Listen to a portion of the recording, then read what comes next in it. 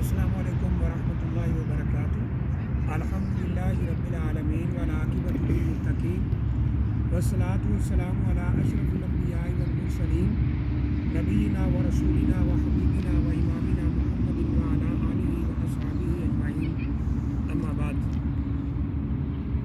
قابل احترام بھائیوں، دوستوں، بزرگوں، انتہائی معزز محترم ماؤں اور بہنوں، سوشل میڈیا کے اوپر ایک پوسٹ شیئر کی جا رہی ہے اور بعض ہمارے بھائیوں کی طرف سے یہ سوال بھی کیا گیا ہے کہ ایک حدیث ذکر کی جا رہی ہے کہ جب رجب کا مہینہ شروع ہوتا تو نبی اکرم صلی اللہ علیہ وسلم یہ دعا کیا کرتے تھے، اللہم بارک لنا فی رجب و شعبان و بلغنا رمضان۔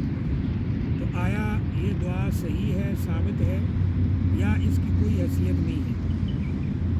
دیکھیے، یہ دعا حدیث شریف کی بعض کتب کے اندر موجود تو ضرور ہے، لیکن اس کی سند صحیح نہیں ہے۔ یہ دعا موجود ضرور ہے بعض کتابوں کے اندر، لیکن اس کی سند صحیح نہیں ہے۔ اس کی سند میں ایک راوی زیاد النمیری ہے جو ضعیف ترین راوی ہے، لہٰذا اس دعا کی کوئی حیثیت نہیں ہے۔ اس راوی کے بارے میں امام ابن معین فرماتے ہیں کہ یہ ضعیف ترین راوی ہے۔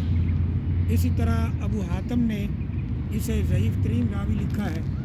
اس کے علاوہ اور کئی محققین محدثین نے اس راوی کے اوپر جرح کی ہے اور اسے ضعیف راوی لکھا ہے اور اس کی روایات کو قبول نہیں کیا ہے۔ لہٰذا یہ جو دعا شیئر کی جا رہی ہے اس کی کوئی شرعی اور استنادی حیثیت نہیں ہے۔ تو گویا کہ نبی اکرم صلی اللہ علیہ وآلہ وسلم سے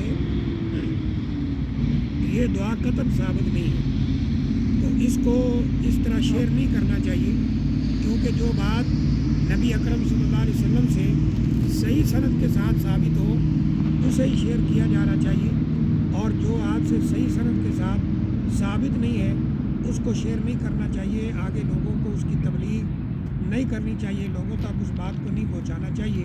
تو بہرحال نبی اکرم صلی اللہ علیہ وسلم سے یہ دعا جس میں یہ الفاظ ذکر کیے گئے ہیں کہ اللہم بارک لنا فی رجب و شعبان و بلغنا رمضان، یہ قطعاً ثابت نہیں ہے۔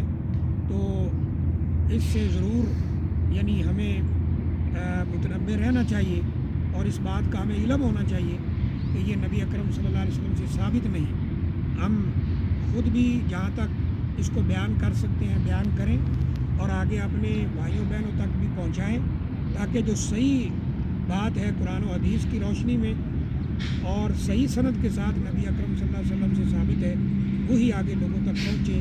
اللہ تعالیٰ عمل کی توفیق عطا فرمائے۔ وآخر دعوانا الحمدللہ رب العالمین۔